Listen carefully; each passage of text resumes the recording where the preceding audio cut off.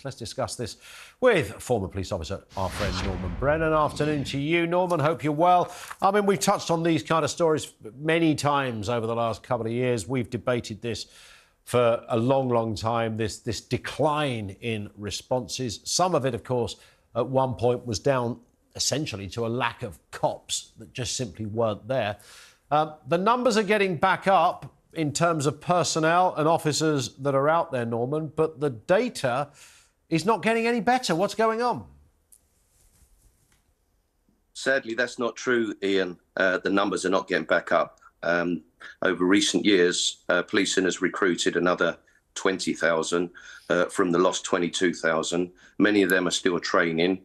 Many are very young in service, still learning the ropes, and almost 5,000 have already resigned, with hundreds looking at getting out and getting another job. Anyway, dreadful timing. When you think an hour to attend a burglary is underrated by many people in the criminal justice system, not by the police. 14 years maximum penalty if you burgle a domestic dwelling. If it's commercial, it's 10 years. Often people will have stuff stolen, items that will never be replaced, irreplaceable, but to the burglar, it is worth nothing. And more worrying is when you're in the home, often alone, and somebody breaks in or are trying to break in. You want the police there within minutes, not an hour or two. Yeah. And that's it, isn't it? It's I sense, and maybe the police have inadvertently gone along with this, that the perception of a burglary as not being a serious offence is out there, isn't it? There are people that don't, we think of violent assaults, we think of sexual assaults, we think of killings, and burglary somehow over the years seems to have been relegated. I've told this story before. When I was a kid, Norman, the house down the road from us was burgled. I mean, this was a massive story. Somebody broke into the house.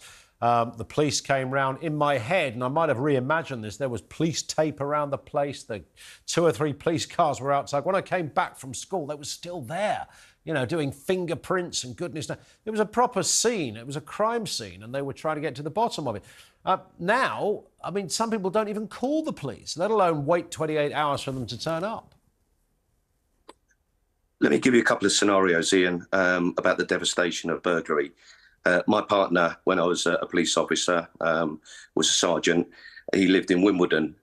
He went home one day and he'd been burgled. They'd actually kicked his door in.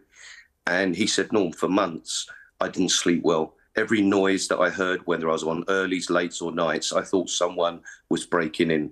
And let me tell you how bad it's got. And this is shameful. I feel so depressed about all of this, Ian, but only a few days ago in Hampshire, a mother on her own, her partner was out working, early hours of the morning, 3 children, 3 masked thugs, she's in the middle of nowhere, break in.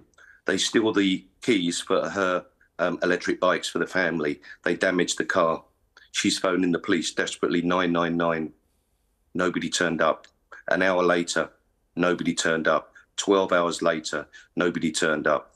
Ian, when burglaries, muggings, robberies, stalking, domestic violence, knife crime, when everything, as far as the government are concerned, is a priority, nothing's a priority. And when we haven't got the police to attend in defence of them, and believe you me, you and I know, we've met lots of police officers, Ian, they truly care. But when you're not given the tools, the time to carry out your tasks and attend these burglaries, as you rightly say, I remember the day where we stopped by burglars or burglaries, especially if it was an elderly woman or a woman on her own. We reassured them. We even called people to fix the windows and doors. And some police officers, other officers covered the calls, fixed the doors and the windows themselves. Those days, sadly, have long gone. And is this just down to personnel? Is that all it is? Or is there a sense that, somewhere along the line, someone in the Home Office has officially relegated the importance of burglary? Or is it just that we don't have enough cops out there to do this?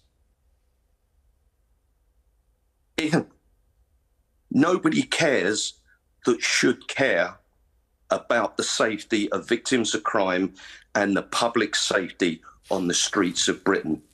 We get all of these side shows and side distractions like we've got today on issues that don't really concern the real law-abiding member of the public. And when you think that 23,000 police officers were reduced within policing by under Theresa May 13 years ago, and 27,000 backroom staff were also taken, it meant that fewer officers had more to do and they had to backfill. And ashamedly, as I admit again today, and I despair when I say it, is it was during those last 13 years that the police lost the streets, the criminals have taken over, and sadly, victims of crime have become incidental to the criminal justice system.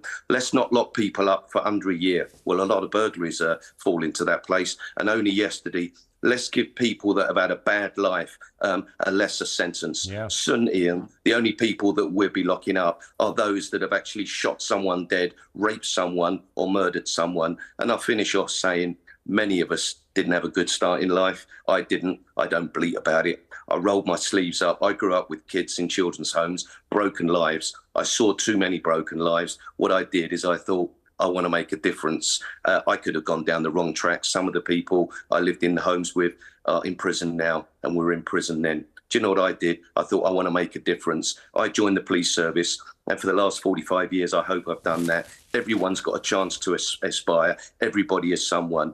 Perhaps we need to take a bit more time encouraging these children that carrying knives, committing crime, burglarising people's properties is not the right choice in life.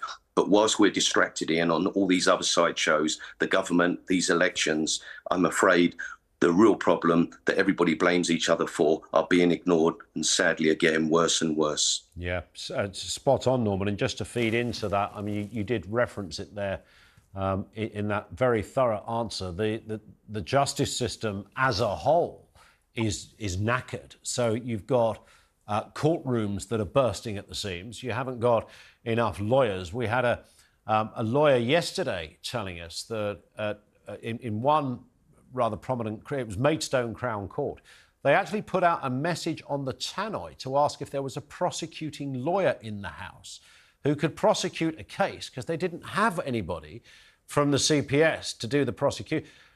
It's that bad. Tens of thousands of cases in the magistrates' court, hundreds of thousands of cases in the Crown Courts, a shortage of lawyers, a shortage of prison places. I mean, the whole system. And it all compounds each other, right? Everything we're talking about now is directly linked to all of those other problems. Ian, let me cut to the chase. There are two types of people in prison.